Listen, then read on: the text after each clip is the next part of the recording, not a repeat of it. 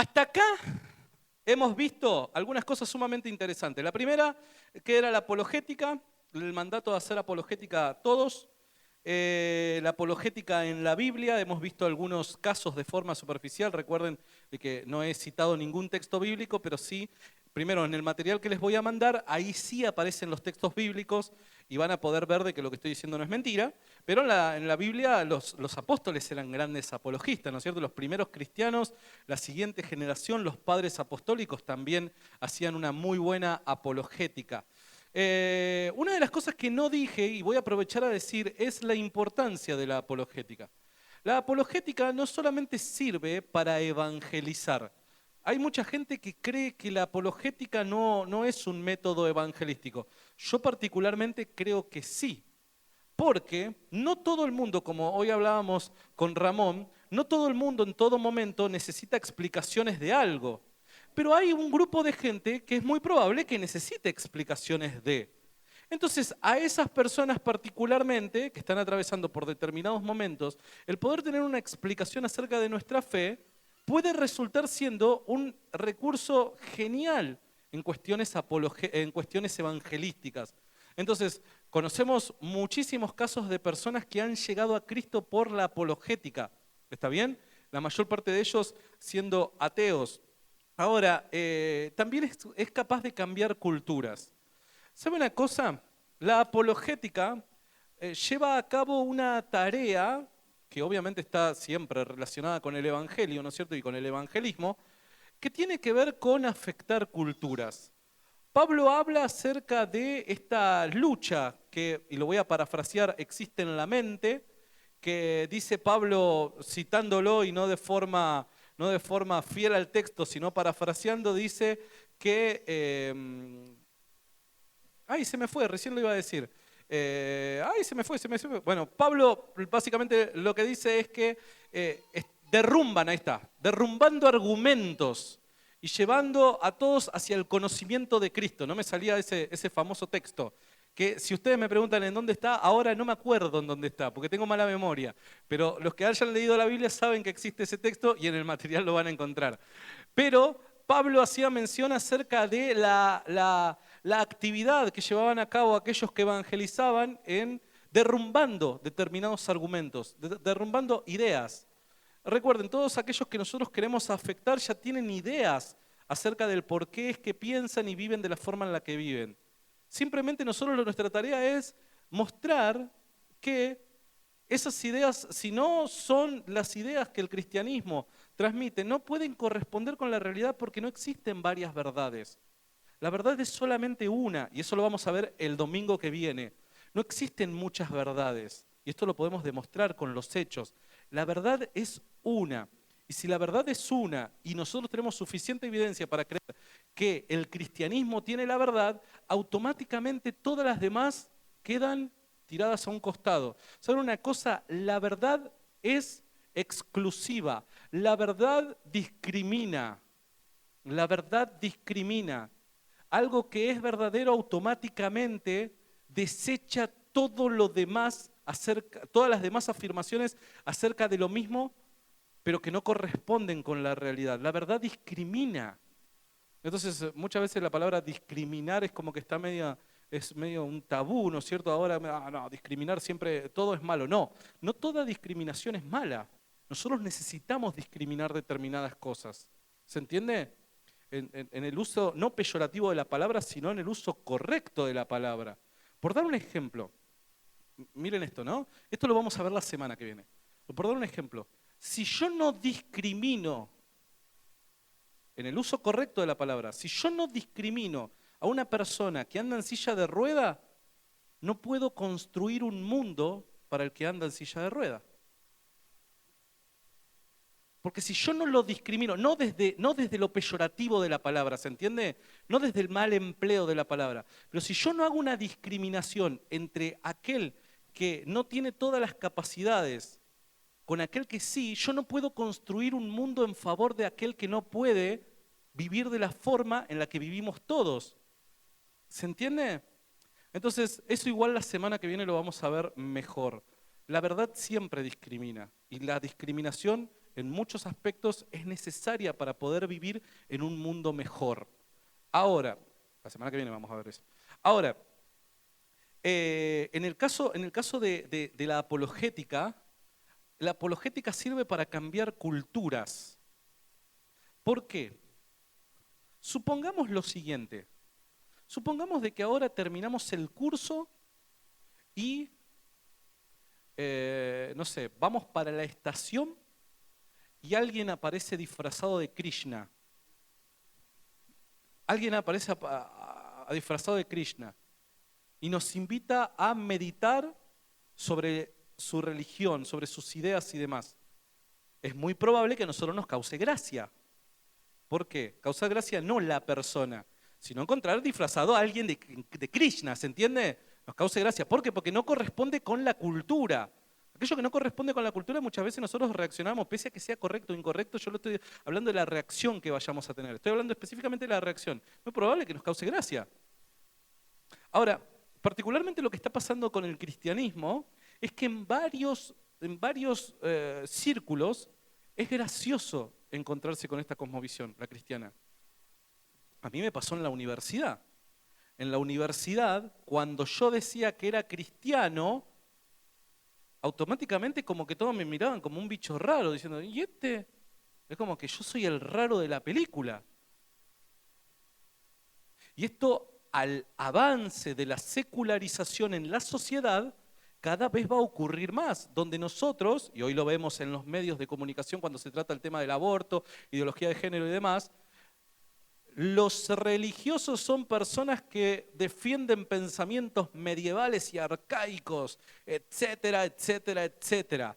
Y te provocan de esa manera, tratan de ofenderte y demás. ¿Pero por qué? Porque hay un grupo de personas en un determinado círculo en el que creer las cosas que nosotros como cristianos creemos les causa gracia, aunque no estén bien enterados acerca de qué es lo que creemos.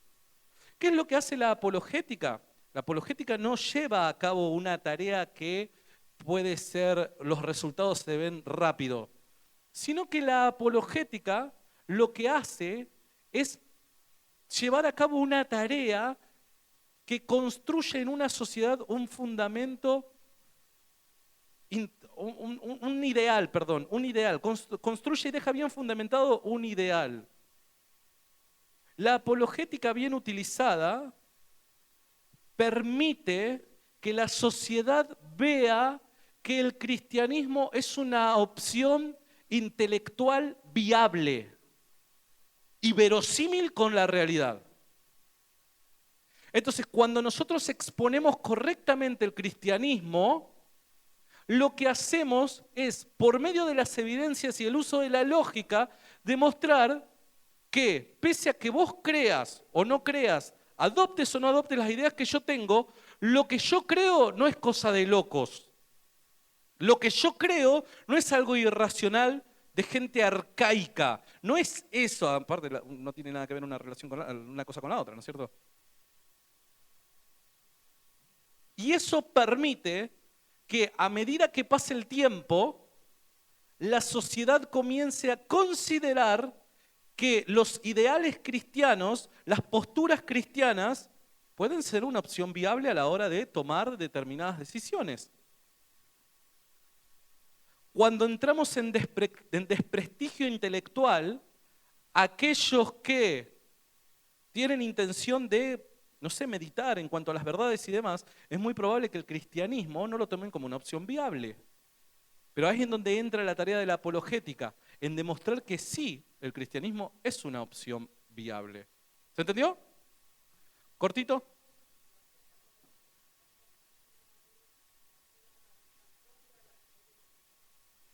No necesariamente contra la mayoría. Porque vos no estás luchando contra una persona, estás luchando, la apologética es una lucha, o el evangelismo, el evangelio en sí mismo, y todo eso, acá hay una lucha de ideas, de ideales. Entonces no es contra personas, es ideas. Dijimos, entonces la apologética nos permite a nosotros como cristianos establecer una idea como una opción viable a la hora de analizar el mundo en el que vivimos, ¿no es cierto? Y eso permite una tarea evangelística posterior, donde ya cuando te vengan a evangelizar, ya no, la persona que oyó las verdades del Evangelio y demás, bien expuesta, ya no va a considerar que aquel que me viene a evangelizar es un loco, sino que ya me va a tomar en serio, ¿se entiende? Entonces eso es lo que puede provocar la apologética. Hemos visto la importancia de la resurrección para el cristianismo. Jesús necesariamente tiene que haber resucitado de los muertos, si no, no tiene sentido lo que creemos. Hemos visto que los hechos dejan huellas en la historia. Hemos visto que el método científico no explica todas las verdades que hay en el mundo y que nosotros comprobamos a diario. Hemos visto el método histórico de qué se trata, hemos visto los filtros históricos, hemos entrado en el tema de los hechos mínimos, los 5 hechos que considera la erudición, ya sea cristianos y no cristianos en su mayoría, que verdaderamente ocurrieron.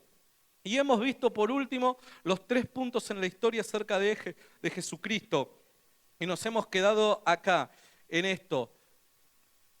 Para nosotros demostrar de que es una conclusión racional el pensar que Jesús resucitó de los muertos, tenemos que demostrar históricamente que Jesús estuvo vivo de forma literal en un punto A en la historia, en un punto B posterior en la historia estuvo muerto y en un punto C posterior en la historia, si creemos que el tiempo es lineal, estuvo vivo de vuelta. ¿Está bien? Hasta ahí nos quedamos. Vamos a lo siguiente. Las fuentes históricas también hemos visto que vamos a utilizar fuentes históricas bíblicas y extrabíblicas. Y ahora tenemos que formular una hipótesis. Bueno, ¿existió Jesús? Punto A. ¿Existió verdaderamente Jesús? Hay un montón de gente en internet que anda circulando una serie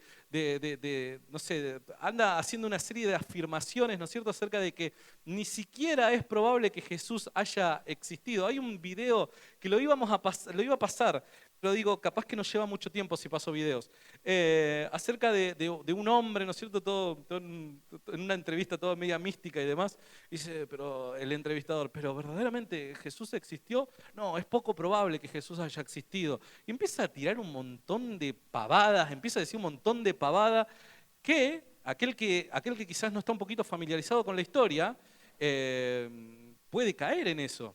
De hecho, yo me acuerdo del revuelo que armó el Código Da Vinci. ¿Se acuerdan cuando salió la película El Código Da Vinci? Y había gente que decía, el Vaticano se opone al Código Da Vinci, a que la película salga y demás. ¿Por qué? Y bueno, y ahí los medios de comunicación salían a especular. ¿Por qué es que no? ¿Qué van a mostrar algo que necesitamos saber y demás? Yo me acuerdo que, primero, la película está buena, porque la película está buena. O sea, a mí me gusta la película en sí. Ahora, también me gusta Avatar, y eso no quiere decir de que sea cierto, ¿se entiende? Me gusta Terminator, y no voy a estar creyendo que va a venir un robot del futuro. La película está buena, pero como un libro, como una historia, o sea, como algo ficticio. Pero, la verdad que sí, como de hecho lo hubo. Gente que propone refutar al cristianismo por lo que dice el Código Da Vinci, vamos para atrás, totalmente. Es una de las mayores pavadas que se dijeron en la historia del Código Da Vinci. Y es demostrable, sinceramente. Entonces, ¿Jesús existió? Hay muchos interfilósofos que dicen que no. Pero vamos a ver qué es lo que dice la historia. En el texto que les voy a mandar, y yo no sé si también está acá, me voy a fijar a ver si está acá. Bart Ehrman. Bart Ehrman es un historiador agnóstico. Es uno de los más reconocidos a nivel mundial como opositores al cristianismo. Bart Ehrman es un historiador que ha debatido con la mayor cantidad de apologistas cristianos en el mundo. La verdad que el tipo es muy buen orador. Si vos escuchás un debate o una exposición de Bart Ehrman, es un excelente orador. Es muy bueno debatiendo. Pero el material de él en el mundo académico es diferente al material de él en el mundo popular. ¿Por qué? Bueno, voy a hacer mención a algo que él dice, y dice lo siguiente: en el mundo antiguo, 2 fuentes para descubrir un hecho es más que suficiente para afirmar que tal hecho es veraz. Hay hechos que hasta pueden confirmarse con una. La existencia de Jesús dispone de al menos 11 fuentes independientes. ¿Qué hacemos con tanta evidencia? Es interesante que esta afirmación de Bart Ehrman, ¿saben en qué contexto fue dada? En una conferencia donde la mayor parte del público era ateo. Fue en una conferencia que él brindó acerca del Jesús histórico, organizada por ateos. Está el video en internet. Y él lo que dice, miren, yo sé de que a ustedes les encantaría que les dijera lo contrario. Y él es agnóstico, es enemigo del cristianismo, porque no por ser agnóstico es enemigo del cristianismo, sino que él ha tomado la posición agnóstica y además trata de mostrar que el cristianismo es falso, va en contra del cristianismo, por eso digo que es enemigo del cristianismo.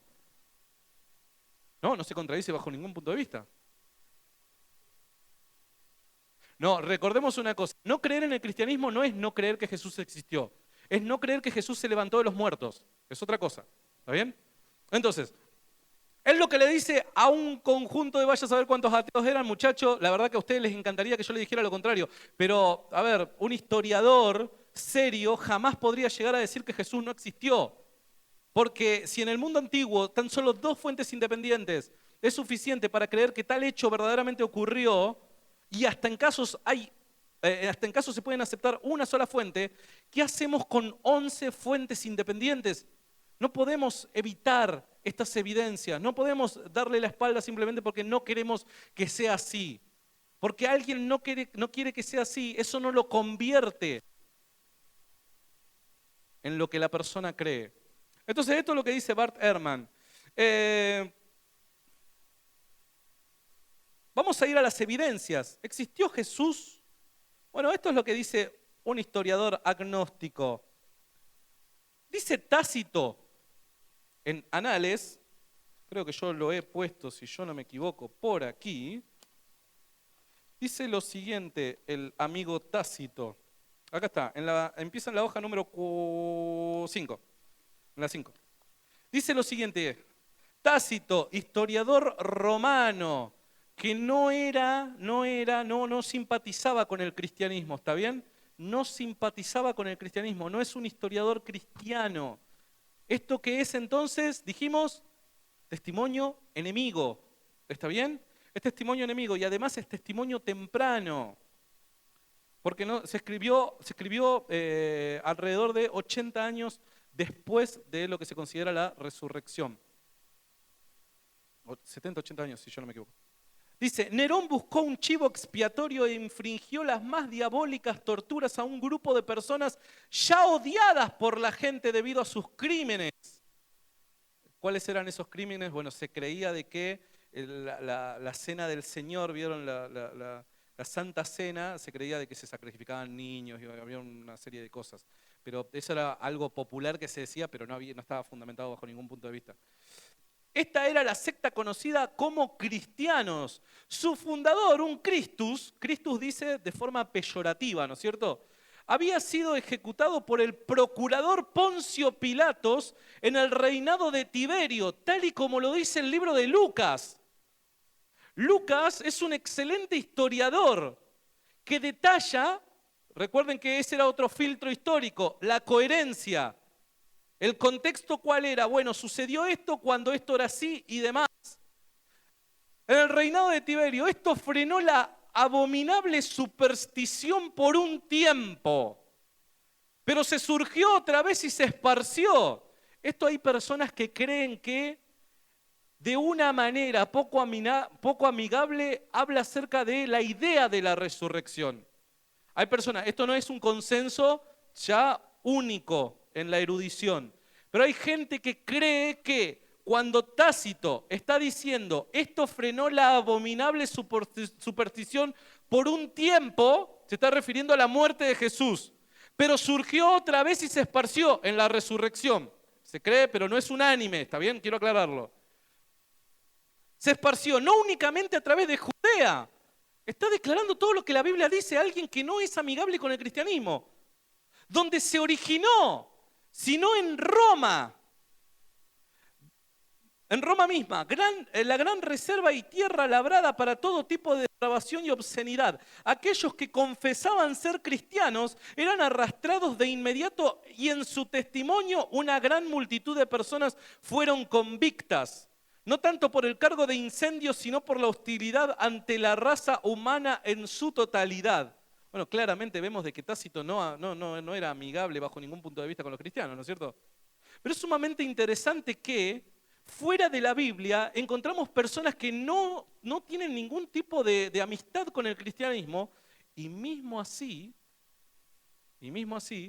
afirman el caso de la existencia de Jesús, en qué momento en la historia y bajo qué contexto Él existió y que murió crucificado.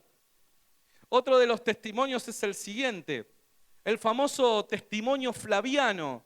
Antigüedades Judías, capítulo 18, versículo 3, que tiene una particularidad y ahora vamos a hablar de ella. Dice, Flavio Josefo, historiador judío, por aquel tiempo existió un hombre sabio llamado Jesús, si es lícito llamarlo hombre, porque realizó grandes milagros y fue maestro de aquellos hombres que aceptan con placer la verdad. Atrajo a muchos judíos y a muchos gentiles. Él era el Cristo. Delatado por los principales de los judíos, Pilato lo condenó a la crucifixión. Aquellos que antes lo habían amado no dejaron de hacerlo, porque se les apareció al tercer día resucitado. Los profetas habían anunciado este y 1000 otros hechos maravillosos acerca de él.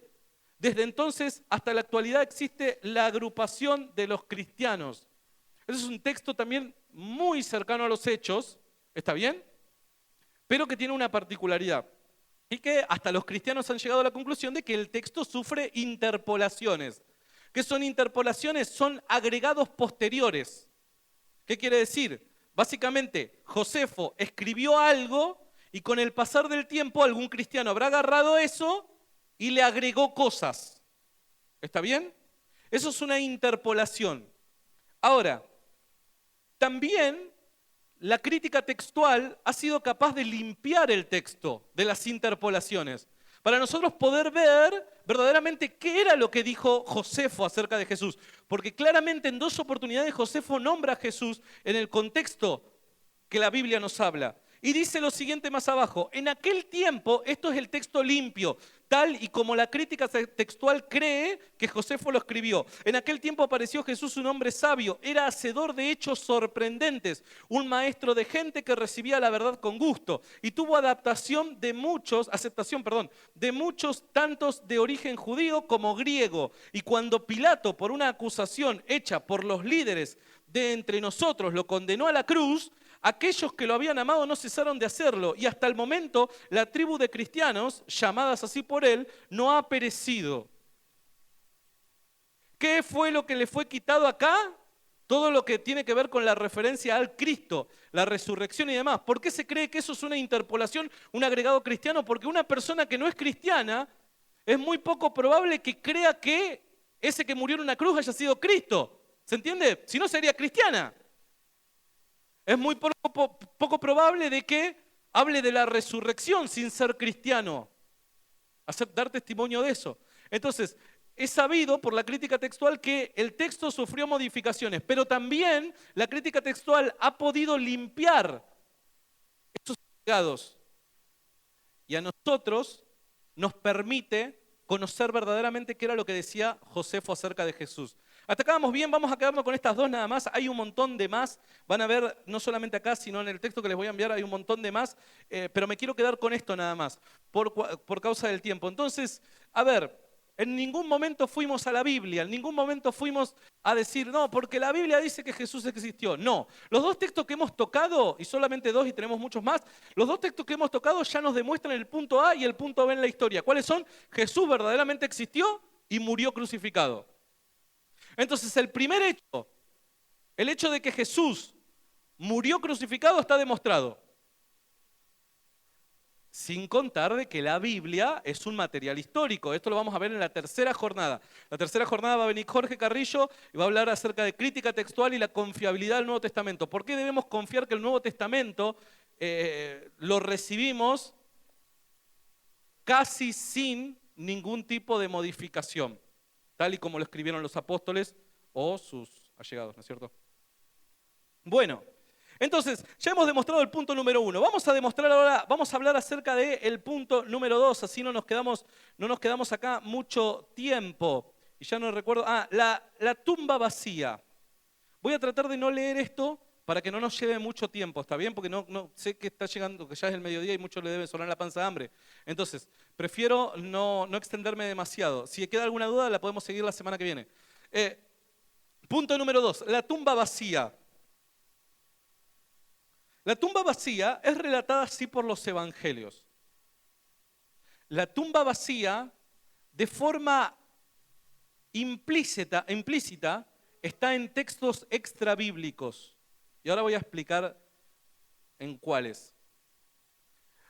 Ustedes sabían, seguramente la mayor parte de ustedes lo sepan, pero hay algunos de ustedes que no, que particularmente la Biblia ha sufrido alguna que otra modificación con el pasar del tiempo, desde que fue escrita, y particularmente estoy hablando del Nuevo Testamento, perdón. No me quiero meter en el Antiguo porque no tiene nada que ver en este caso.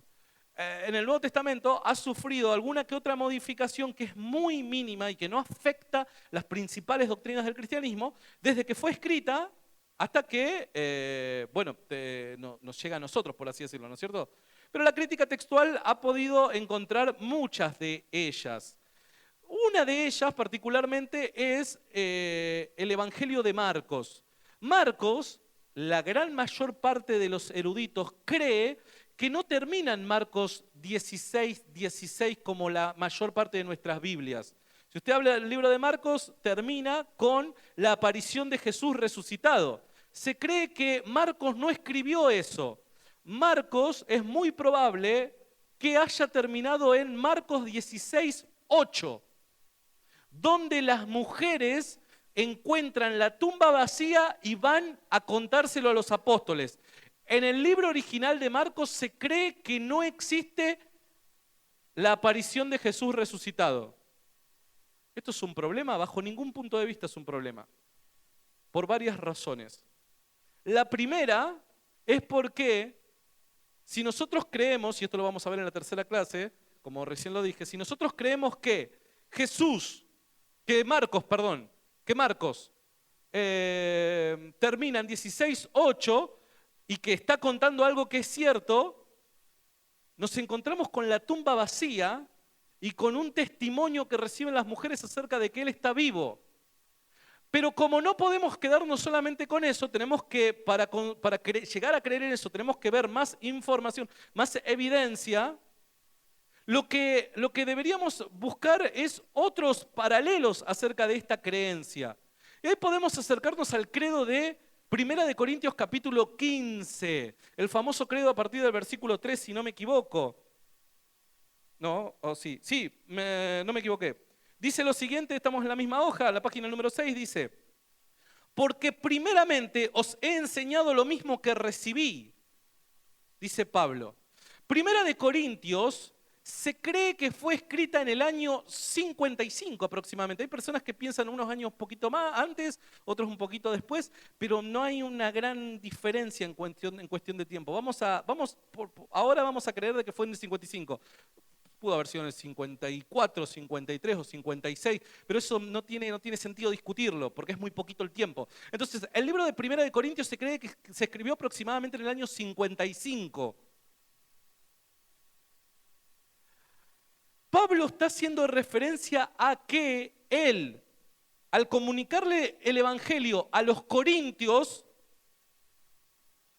1 de Corintios fue escrita en el 55. Pablo dice que él les transmitió algo a los corintios. Entonces, si Pablo les transmitió algo a los corintios, tenemos que remontarnos al momento en el que Pablo visitó Corinto. Cuando Pablo visitó Corinto, se cree que aproximadamente en el año 49. ¿Estamos bien? Vamos a creer de que la crucifixión ocurrió entre en el 30 y el 33. Si fue en una fecha o en la otra, ahora no tiene sentido discutirlo. En el 49 aproximadamente se cree que Pablo visitó Corinto. Pero Pablo está haciendo apelación a algo que transmitió, pero que primeramente él lo recibió. O sea que este es el momento en donde Pablo lo transmite. Pero ¿cuándo lo recibe? Bueno, el libro de Gálatas habla acerca de un momento en donde Pablo visita a Pedro y los demás apóstoles. La palabra visitar, en Gálatas capítulo 1, versículo 20, creo que es, ahí lo deben tener. Bueno, la palabra visitar, ustedes lo van a ver en el estudio. La palabra visitar es la palabra ver. Y la palabra ver en griego es la palabra historeo. La palabra historeo, ¿saben lo que quiere decir? Entrevistar. Entrevistar, buscar información histórica. Pablo dice en Gálatas que 3 años después de haberse convertido al cristianismo va a visitar a Pedro y a los demás apóstoles. Esto todos lo saben. Bien, genial. Entonces Pablo se cree que se convierte, acá vamos a poner a Pablo, se cree que se convierte aproximadamente entre el 32, según la fecha que tomemos acá, ¿no es cierto? Entre el 32 y el 35. Esto depende desde el momento que nosotros pongamos a la resurrección, a la crucifixión, perdón. Entre el 32 y el 35 se convierte Pablo aproximadamente. Si Pablo dice que pasado 3 años va a visitar a Pedro para ver la historia, para recopilar información histórica, esto tiene que haber ocurrido entre el 35 y el 38 aproximadamente. Vamos a remontarnos a la fecha más tardía, al 38.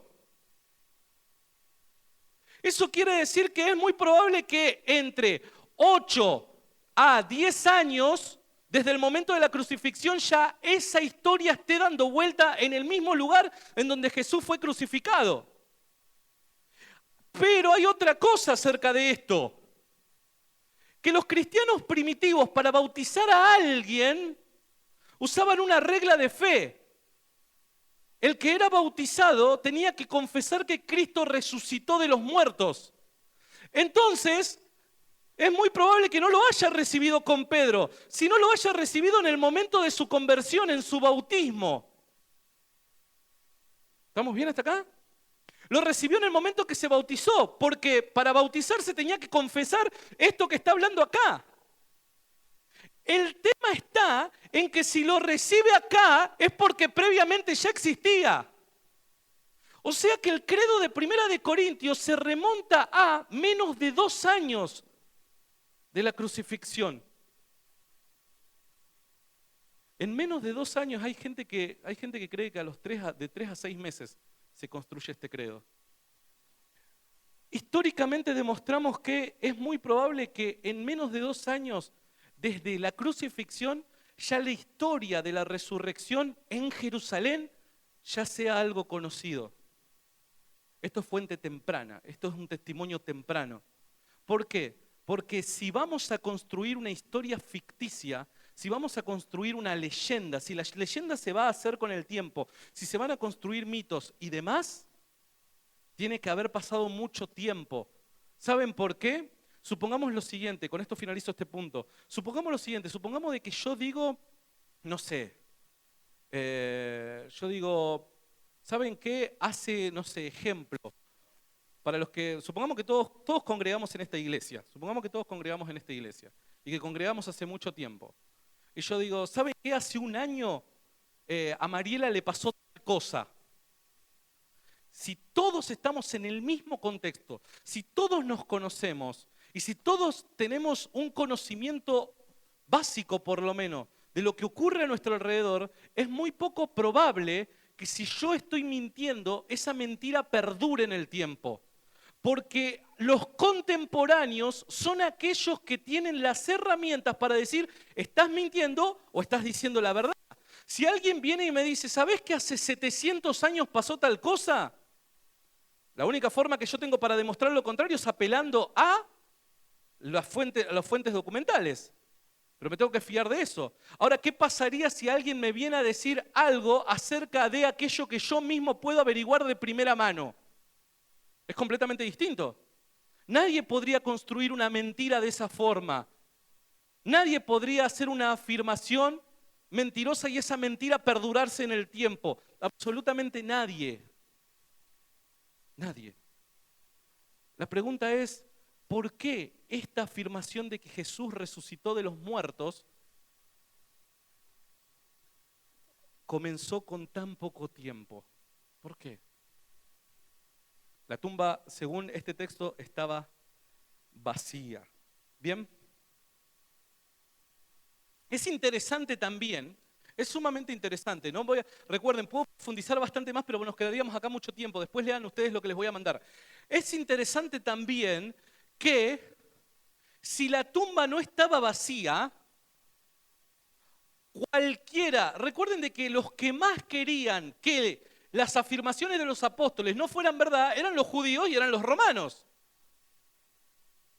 Entonces, si la tumba no estaba vacía, cualquiera de los judíos o romanos que conocían dónde estaba la tumba podría haber llevado a la gente y decirle, el cuerpo está acá. O podrían haber sacado al cuerpo de la tumba y haberlo mostrado. Muchos te dicen, bueno, no, pero está bien, en la cultura hebrea de aquel entonces nadie se acercaría a un cuerpo muerto porque queda impuro. Está bien, pero los romanos no pensaban de esa manera. Y puede hacer la purificación totalmente.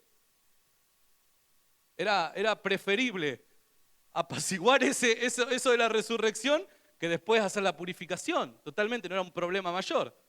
Sin hablar que los romanos no tenían ese problema. Entonces, ¿qué pasa con la tumba? ¿Por qué es que la idea de la tumba vacía perduró en el tiempo? Si la tumba no estaba vacía. Ahora hay gente que dice, bueno, no, está bien, pero lo que pasa es que robaron el cuerpo. Y no solamente lo dicen los Mateo. Hay otras fuentes que hablan acerca del robo del cuerpo. Pero ahora vamos a llegar a eso. Seguimos. Entonces, vuelvo a repetir, en lo que yo les voy a mandar hay muchas razones más del por qué pensar en la tumba vacía, ¿está bien? Yo por cuestiones de tiempo me voy a quedar acá. Vamos a la siguiente. Los discípulos creyeron haber visto a Jesús resucitado. No estoy diciendo que los discípulos vieron a Jesús resucitado. Estoy diciendo que creyeron haberlo visto resucitado. ¿Cómo sabemos que creyeron haberlo visto resucitado? Por la vida que tenían los discípulos y cómo finalizó la vida de los discípulos. Vamos a hacer dos cosas. Vamos a plantear el caso de la vida de los discípulos y vamos a hacer una pregunta final. ¿Está bien? Lo primero, la tradición cristiana nos habla acerca de la muerte de 11 de los primeros 12 discípulos de Jesús, además de Pablo, ¿no es cierto? Pero la tradición está, en algunos casos, bien documentada y en otros casos es un poco media tomada la documentación. Entonces, en el estudio que yo les voy a mandar, aparecen los casos en donde está bien documentada las muertes. Pero para hacer un resumen, supongámoslo, vamos a decirlo de esta manera. Se cree, y hay muy buenas razones para creer que esto es cierto, que Pedro murió crucificado cabeza para abajo, habiendo pasado por un montón de tormentos previos. Recuerden de que para el tiempo de la persecución de Nerón, les doy un ejemplo. Nerón lo que hacía era, plantaba tipo estacas, ataba a los cristianos, les echaba una especie de querosén, por así decirlo, y los prendía a fuego en la noche para iluminar la ciudad. Y morían prendidos fuego, por ser cristianos nada más. Bueno, eso es ni hablar con el pasar del tiempo, el Coliseo, ¿no es cierto? Y un montón de otras cosas más. Pero ser cristiano no era como ahora que dicen, no, te va a venir la prosperidad, sí, recíbelo, amén. No, para nada, no era eso, y no me quiero meter en ese tema. Era vida o muerte, o sea, vos eras cristiano, tenías la sentencia. No solamente tenías la sentencia, bajo un contexto judío, te quedabas solo en la vida. Tu familia te abandonaba. Claro, totalmente. O sea, ¿qué tenían para ganar? ¿Qué tenían los cristianos para ganar? Lo único que ellos creían que tenían para ganar era la vida eterna. Miren el valor que le daban a la vida eterna, que hoy muchas veces no se habla tanto de este tema, ¿no? Pero bueno, volvamos a esto. Ahora, es sumamente interesante que, ejemplo, Pablo describe en 2 de Corintios muchos de los tormentos que le toca pasar en su apostolado. hambre, sed, desnudez, naufragios, azotes, apedreados. Y dice la tradición que muere en Roma decapitado después de haber sido atormentado. Sin nombrar los demás apóstoles. ¿Saben una cosa? La tradición dice que el apóstol Juan, el único que, según la tradición, muere por viejo, aquel que recibe la revelación en Apocalipsis estando en Patmos, antes de haber ido a Patmos, fue hervido en aceite. Lo hirvieron vivo en aceite y quedó vivo. ¿Cómo habrá quedado? La pregunta es, ¿no es cierto? Ahora, si los apóstoles, por lo menos, no creían verdaderamente que Jesús se les había aparecido, ¿por qué hicieron lo que hicieron? ¿Por qué aguantaron lo que aguantaron? La pregunta es, ¿conoces a alguien en la historia, un grupo de mínimo 12 personas, de mínimo estoy diciendo, porque fueron muchísimos más los que fueron? De hecho, Pablo en el credo relata que Jesús se le aparece a 500 personas a la vez. Entonces estoy hablando de un mínimo. ¿Conoces un grupo en la historia de mínimo 12 personas que hayan muerto por una mentira, sabiendo que era una mentira y sin obtener nada a cambio, más que torturas y una muerte cruel? No hay nadie en la historia que creyendo, a ver, yo puedo morir por una mentira, pero con un objetivo, alcanzar algo. Pero ¿cuál era el objetivo de esos apóstoles? ¿Qué es lo que podían llegar a alcanzar? Absolutamente nada. ¿Por qué murieron? Muchos pueden decir, bueno, está bien, pero los musulmanes hoy mueren por algo que nosotros sabemos que es una mentira. Está bien, pero el caso es distinto, porque los musulmanes creen algo que supuestamente pasó hace 1400 o 1500 años atrás. Entonces no tienen forma de ellos de primera mano acceder a ver si esas cosas son verdaderas o no. Pero los apóstoles eran contemporáneos a Jesús. Ellos sí podían acceder a ver si lo que creían era verdaderamente cierto. Y mismo así pasaron lo que pasaron y nunca se retractaron. ¿Por qué? Porque si no hubo una resurrección, ¿por qué aguantaron hasta el final? Esa es otra pregunta que dejamos ahí. Vamos a la siguiente. Ojo, estos son 5 hechos, pero se consideran que son más de 20 los hechos, pero yo he recopilado los 5 más famosos, ¿está bien? Pero los hechos mínimos son más de 20.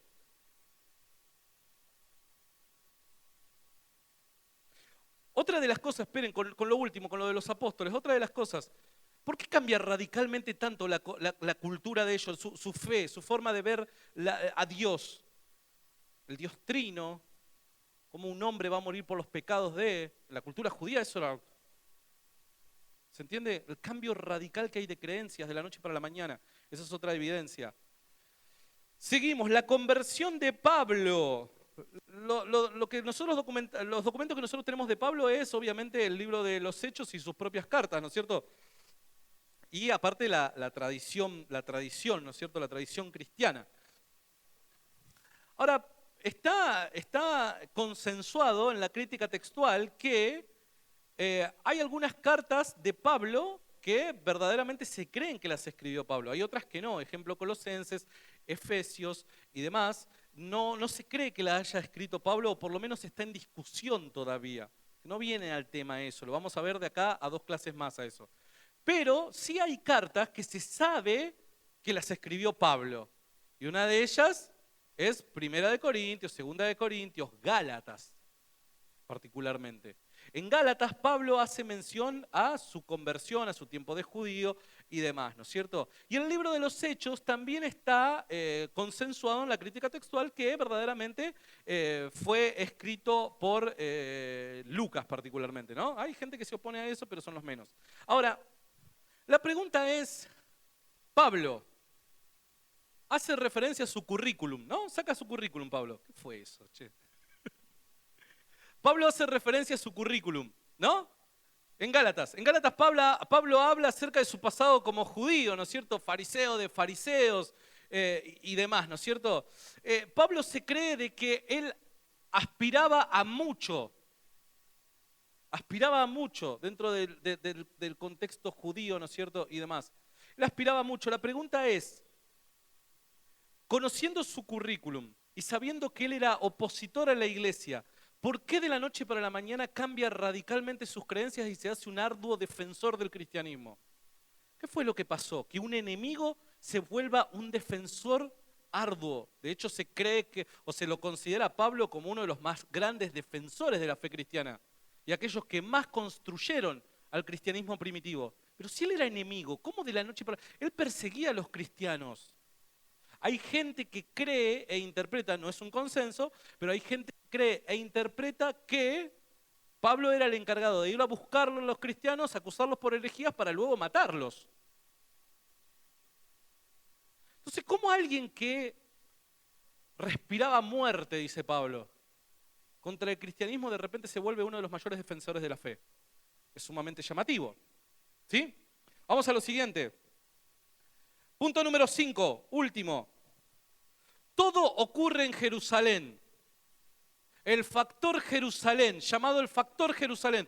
Todo ocurre en Jerusalén. Si alguien va a mentir, a construir una historia ficticia y demás, lo que menos haría una persona es hacerlo en el lugar de los hechos y en una época temprana en cuestión de cuándo comienza el rumor a surgir y cuándo sucedieron determinadas cosas. Es lo que menos alguien haría. Pero todo empieza en Jerusalén. Esto yo ya lo expliqué. ¿Está bien? De hecho, como hemos visto, testimonios enemigos como el de Tácito afirma que todo comenzó en Judea. Entonces no solamente lo dice la Biblia, sino lo dicen los enemigos, que todo empieza en Judea. ¿Por qué? Bueno, ahora lo que vamos a hacer es lo siguiente. Hemos visto... Por causa de tiempo no podemos ver todas las evidencias, ¿está bien? Pero ustedes las van a tener a todas. Ahora, por causa de tiempo, vamos a ir a la conclusión. La conclusión va a estar basada en lo siguiente. Recuerden, Débora está muerta y Rodrigo está con sangre. La conclusión va a estar basada en la realidad, existe el cristianismo hoy. Las evidencias... Nuestra pregunta es, bueno, ¿pero por qué causa existe el cristianismo? ¿No es cierto? Las evidencias, ¿cuáles son? Hemos visto muchas de esas, aunque no hemos visto todas, nos faltaron ver un montón. La crítica textual lo que dice es que viendo las evidencias, que era la documentación bíblica que la nombré, y la documentación extrabíblica que también la nombré, viendo las evidencias, analizándolas por separado y sin creer que ninguna de ellas es inspiración divina, llegan a la conclusión que estos 5 hechos son verdaderamente históricos. Estos 5 hechos verdaderamente ocurrieron en un punto en la historia.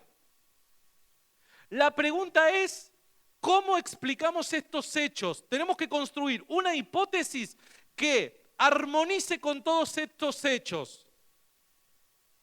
¿Cuál es la mejor hipótesis? Bueno, la mejor hipótesis va a ser aquella que encaje con todos los hechos de forma armoniosa sin ser forzada a. Hay un montón de hipótesis, pero las tenemos que analizar. Iba a ser ese juego, pero no tenemos tiempo, porque si no nos quedaríamos bastante más tiempo de nosotros todos juntos tratar de construir el caso. Ahora, las hipótesis que se manejan son las siguientes. Los cristianos afirman que Jesús resucitó de los muertos. Y en la resurrección se explican todos esos hechos. Y ahora voy a explicar el porqué. Pero están los enemigos del cristianismo que tienen sus propias hipótesis del por qué es que esas cosas pasaron. Y voy a nombrar algunas. La primera es la teoría de la alucinación. Hay gente que dice que los apóstoles verdaderamente vivieron lo que vivieron y murieron de la forma en la que murieron porque, claro, vamos a ubicarnos en el contexto. Lo que pasó fue que ellos siguieron a su maestro y dejaron absolutamente todo. Tenían la esperanza de que él era el Mesías que iba a librar a Israel. Pero de la noche para la mañana se encontraron que aquel por cual dejaron absolutamente todo, murió crucificado de la peor forma. ahí, obviamente, durante el tiempo de su muerte, hubieron muchos sentimientos por dentro.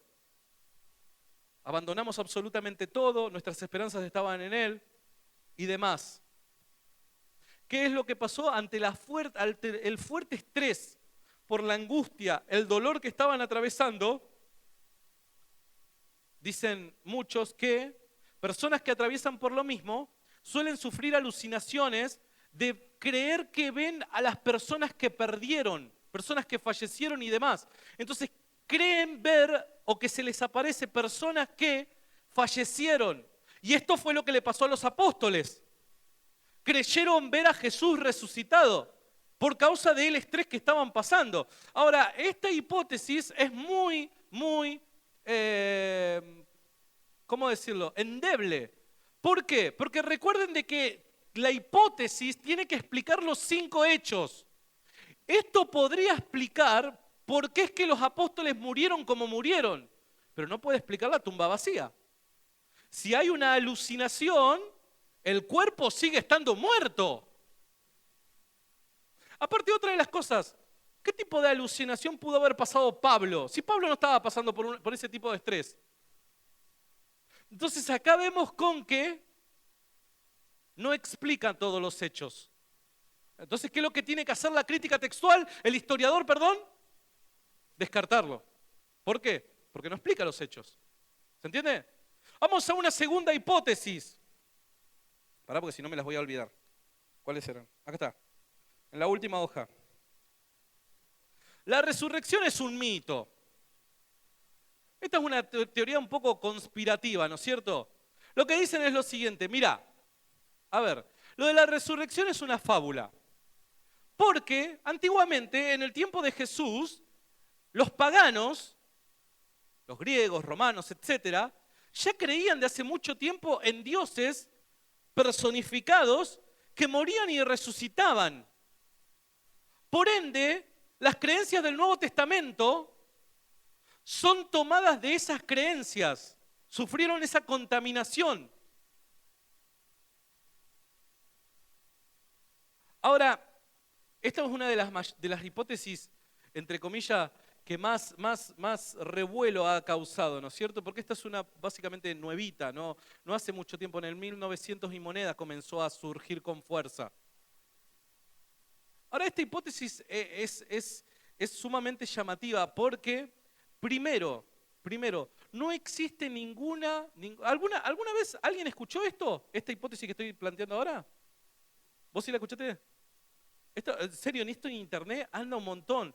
Que Osiris murió y resucitó, que tuvieron discípulos, ¿cómo es que se llama? Ay, se me fue. Mitra, otro, que muere, resucita y demás. Claro, eso es una recopilación de mitos, la creencia de la resurrección. Adonis, creo que era otro.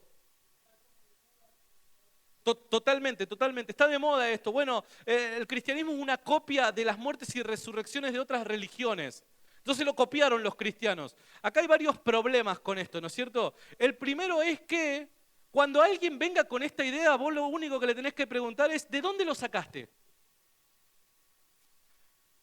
Lo vi en YouTube. A ver, nosotros hemos ido a las fuentes, ¿se entiende? Hemos visto los documentos primitivos.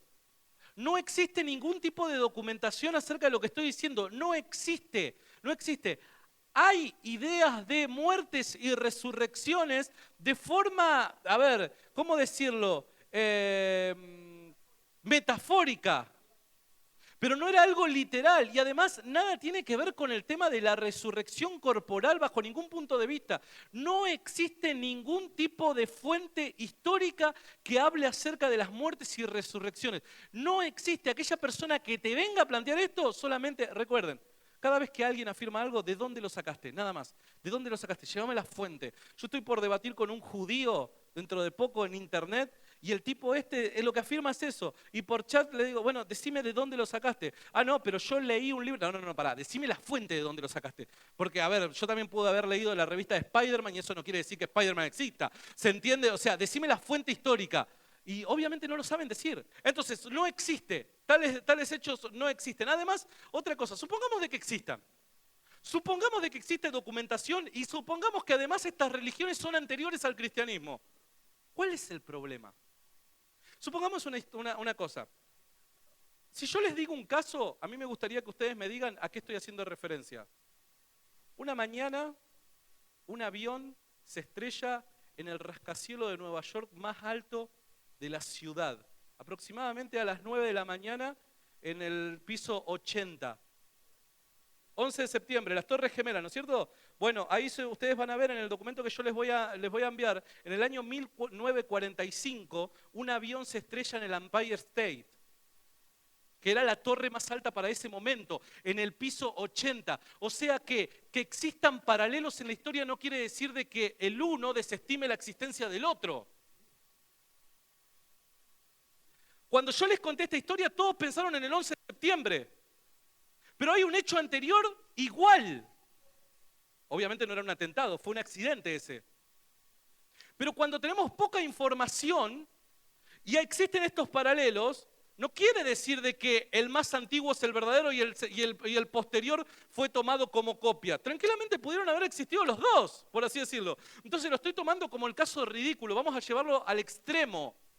¿Qué pasaría si hay fuentes y estos dioses, supuestamente las historias de estos dioses mueren y resucitan y demás? ¿Cuál es el problema? ¿Es una evidencia contra el cristianismo? No, tenés que analizar la evidencia a favor del cristianismo.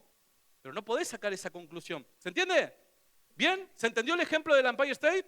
¿Sí? Genial. Vamos al siguiente. La teoría de la conspiración y el robo del cuerpo. Esto es una teoría que no solamente aparece en el libro de Mateo, sino que también aparece ejemplo en los escritos de Justino Mártir. Justino Mártir se lo considera uno de los primeros apologistas. Y en uno de sus libros, él responde a una idea judía que ya circulaba, que era acerca de la resurrección del robo del cuerpo, perdón. Como así también hay un documento que es un poco más tardío, pero que en el archivo que les voy a mandar lo explico muy bien, no porque yo, sino porque lo tomé de otro, obviamente de otro lugar, acerca de un documento llamado el Toledo Chesu. Es un documento que se recopiló, se cree, en el año 500-600, pero que extrae información de las fuentes primitivas. Hay que analizarlo bien ese documento, pero también habla de la teoría de la conspiración. O sea que testimonios enemigos ya hablaban acerca de la conspiración, del robo del cuerpo. Ahora, el robo del cuerpo está bien, soluciona el problema de la tumba vacía. Está bien, la tumba estaba vacía, pero los discípulos van a morir sabiendo que era una mentira, de la forma en la que murieron. ¿Y Pablo cómo se convierte? Aparte no hay evidencia a favor de la historia del robo del cuerpo. ¿Estamos bien? Entonces va viendo cómo todas las hipótesis tienen problemas a la hora de encajar con todos los hechos. Vamos a la siguiente, la resurrección espiritual, lo que muchos judíos creen. Que el cristianismo primitivo creía que existía una resurrección espiritual. ¿Por qué? Porque Pablo, y esto guarda, porque está muy bien planteado, aunque obviamente se puede responder, no me quiero meter mucho en este tema porque este tema sería un poquito más extenso, pero porque Pablo no habla en ningún momento acerca de la resurrección corporal de Jesús. Y esto cuando te lo plantea alguien que la mueve, por así decirlo, puede llevarte a la confusión, sí. Los evangelios sí, el problema es de que hay que ver a ver si los evangelios son escritos históricos y demás. Lo que los judíos principalmente plantean es que lo único que se puede llegar a tomar como, o conociendo que es el autor, son determinadas cartas de Pablo. Y el único testigo que nosotros podemos llegar a tener con certeza es el mismo Pablo. Y Pablo en las cartas que la crítica textual cree que él escribió, en ningún momento habla de que Jesús resucitó corporalmente. Esto obviamente se puede demostrar lo contrario, claramente, y más obviamente apelando al tema de los evangelios. Hay que demostrar obviamente que los evangelios se pueden tomar como documentos históricos, ¿no? Bueno, ese es uno de los temas. Si Jesús resucita espiritualmente, si los discípulos creen en una resurrección espiritual, la tumba tiene que tener un cuerpo. Y vamos de vuelta al problema de Pablo. ¿Qué pasa con Pablo? ¿Se entiende? Además, si vamos a los evangelios y demostramos que los evangelios pueden ser tomados como documentos históricos, como lo son, tranquilamente eso es otra prueba. Como así también, Pablo también, si vamos directamente al griego, Pablo habla de una resurrección corporal. ¿Está bien? Pero, ¿por qué hago cuidado? Porque según quien te lo plantee, esto puede estar muy bien planteado y te puede llevar a la confusión. Pero me parece que la mejor forma de abordarlo es demostrar que los evangelios son documentos históricos, que los cristianos primitivos creían en la resurrección por fuera de lo que la Biblia, el Nuevo Testamento dice. Los cristianos primitivos creían que Jesús había resucitado corporalmente y además apelando a determinadas palabras en griego que Pablo utiliza particularmente en Filipenses y en Tesalonicenses. ¿Está bien? Podríamos explicarlo de mayor medida, pero no tenemos tiempo. En el documento, de vuelta, estoy diciendo que lo voy a pasar, ya estamos terminando. Esta es una de las pavadas más grandes que uno puede escuchar en internet. Jesús no murió en realidad. No murió. Lo que pasó es que se desmayó. Se desmayó, sí, tal cual. ¿Saben qué? Claro, a ver, tal trauma pasó que Jesús se desmayó. Bueno, lo llevaron a la tumba y bueno, después de pasar un determinado tiempo dentro de la tumba, se levantó de la tumba, salió de la tumba, se presentó a sus discípulos y dijo, he aquí, he resucitado.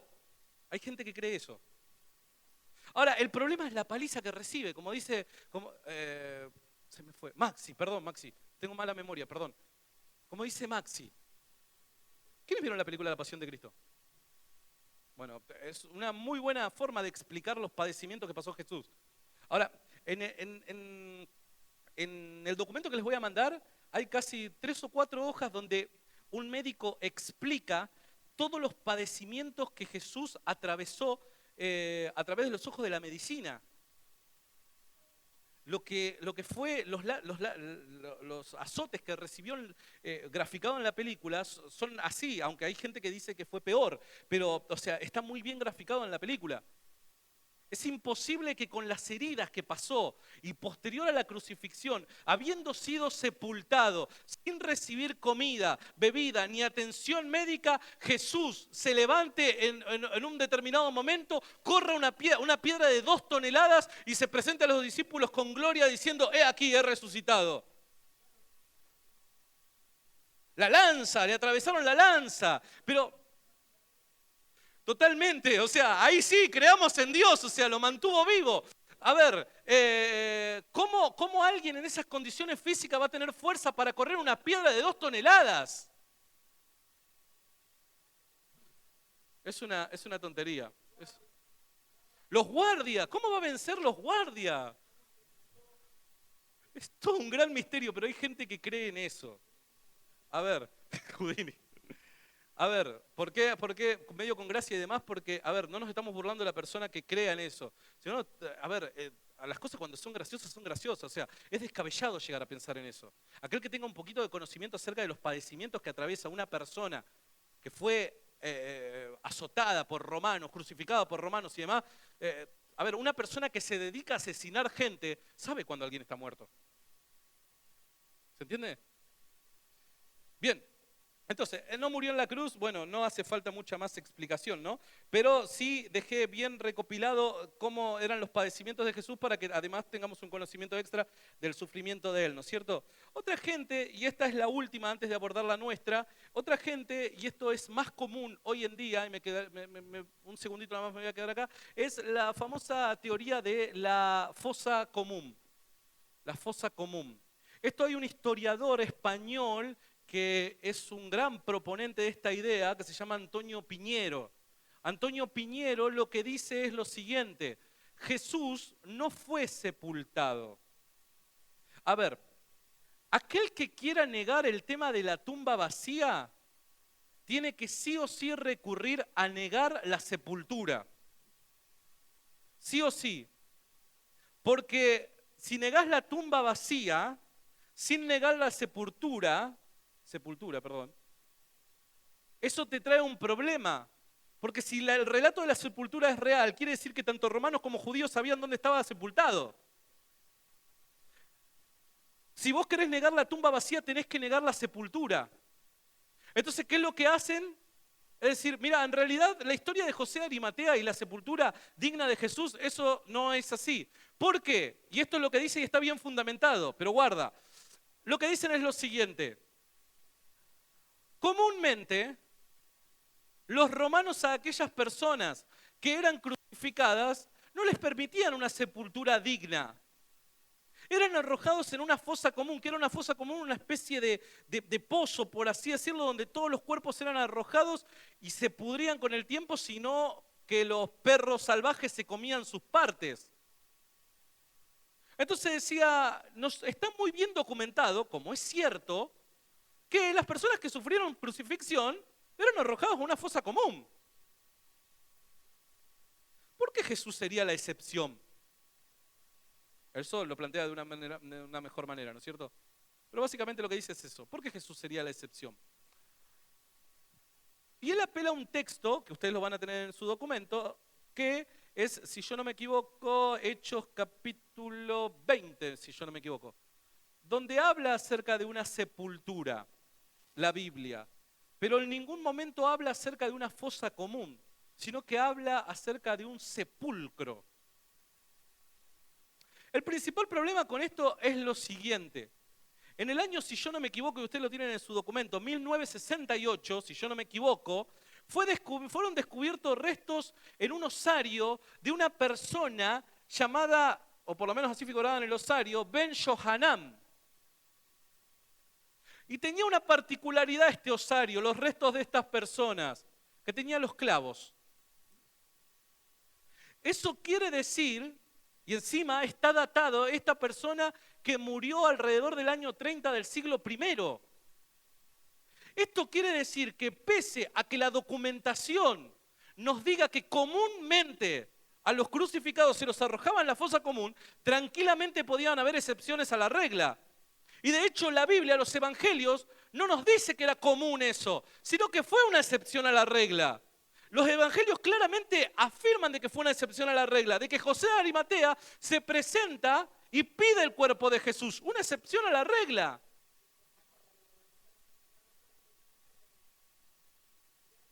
No, bueno, no sé.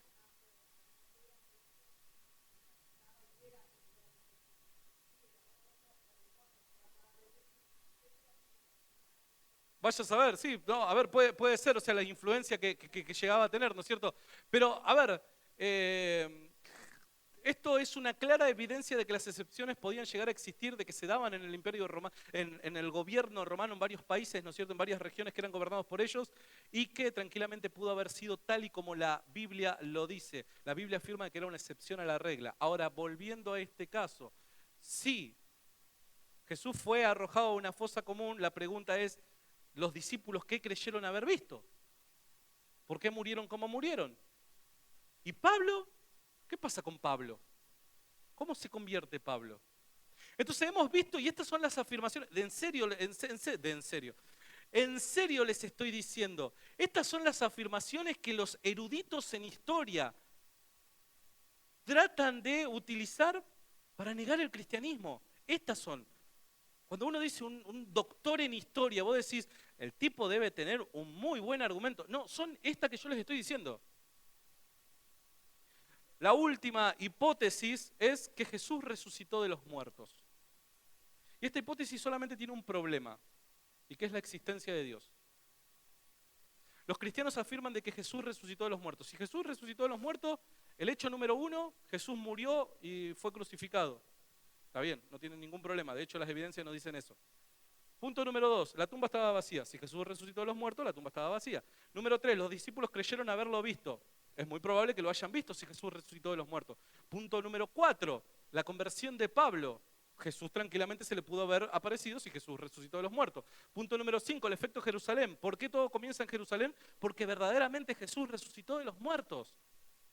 La única forma de explicar todos los hechos que estoy nombrando es con la idea de la resurrección corporal de Jesús. Ahora, por último, y con esto ya termino, un historiador puede venir y decirte, mirá, está todo muy bien el planteo que vos hiciste, está todo muy lindo, es cierto, las evidencias nos dicen esto, todo muy bien, pero un historiador no puede llegar a Dios. La historia no nos puede conducir a Dios. Porque la historia, el construir una hipótesis en la historia, el historiador tiene la obligación de siempre apelar a la explicación más simple y común. Aquella que por la experiencia nosotros sabemos de que puede llegar a ser posible. Ahora, cuando estamos hablando de cuestiones sobrenaturales, estamos hablando de milagros, te dice un historiador. Y sabemos que por definición, los milagros son los hechos más improbables, porque por eso es un milagro. Los milagros no son frecuentes, bajo ningún punto de vista. Entonces no podemos decir de que los historiadores, en la historia no podemos apelar al milagro, por cuestiones de probabilidad. ¿Cuál es esta probabilidad? Ejemplo, que Jesús caminó sobre las aguas. ¿Cuál es la probabilidad de que si Jesús estuviera vivo hoy, ¿no es cierto? ¿Cuál es la probabilidad de que el caminar por las aguas sea verdad? 1 en 7 billones. ¿Por qué? Porque somos alrededor de 7 billones la cantidad de personas que vivimos en el planeta Tierra. Entonces lo que te dicen, basado mucho en Hume, que eso lo vamos a ver en la 4ª jornada acerca de los milagros, lo que te dicen es lo siguiente: la probabilidad es tan mínima que no podemos llegar a considerar que eso sea una explicación. Entonces hay un historiador llamado Mike Licona que responde a esto de una forma formidable, maravillosa, y con esto finalizo. Dice lo siguiente: una persona que te dice de que la probabilidad que un hecho milagroso ocurra y que es de 1 en 7 billones, le podés contestar de esta manera. El caso hipotético, nosotros todos tenemos la posibilidad de acceder a que las 7 billones de personas hagan el experimento de tratar de caminar por las aguas.